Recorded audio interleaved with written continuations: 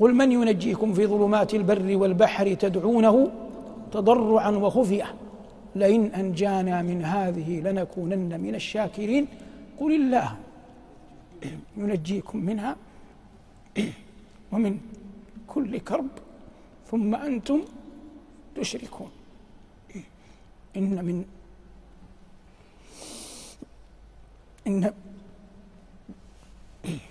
من أعظم النقم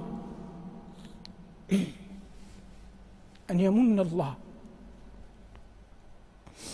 على أحد بحال كرب ثم يوفقه أن يتضرع إلى الله، ثم يجيب الله دعاءه فيكشف عنه ما سأل الله أن يكشفه، ثم يكون منه بعد ذلك حال من العصيان أسوأ مما كان عليه.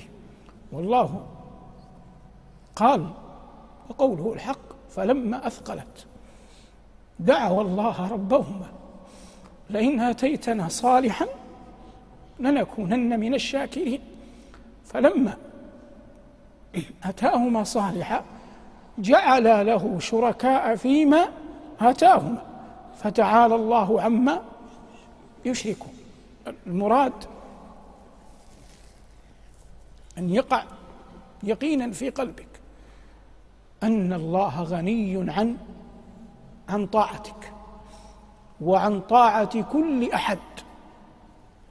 إذا وقر هذا في القلب يأتي مطلب آخر، أن تفرح أن الله يعينك على ذكره.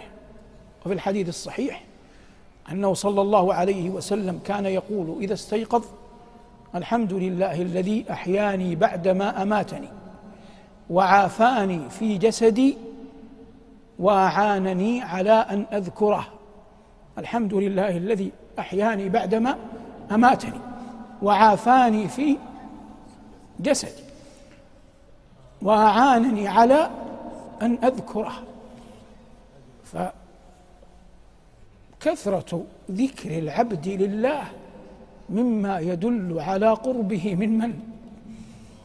من الله. الله يقول فاذكروني أذكركم. ولما بعث الله كليمه موسى قال له آتاه النبوة وآتاه سؤله، فكان مما توسل به موسى إلى ربه أنه قال كي نسبحك كثيرا ونذكرك كثيرا.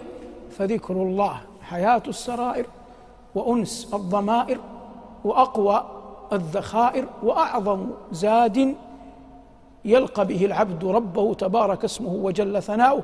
قال عليه الصلاة والسلام سبق المفردون. قالوا ومن المفردون يا رسول الله؟ قال الذاكرون الله كثيرا والذاكرات. والمراد من ذكر هذا كله بيان ما لله جل وعلا من عظيم الملكوت والجبروت، وقد جاء في الآية وهو القاهر فوق عباده ويرسل عليكم حفظة حتى إذا جاء أحدكم الموت توفته رسلنا وهم لا يفرطون ثم ردوا إلى الله مولاهم الحق ألا له الحكم وهو أسرع الحاسبين. وهذا قلنا مرارا إنما يكون يوم يحشر العباد بين يدي ربهم، وهذا إجمال لما أخبر الله جل وعلا أنه يكون في الحشر.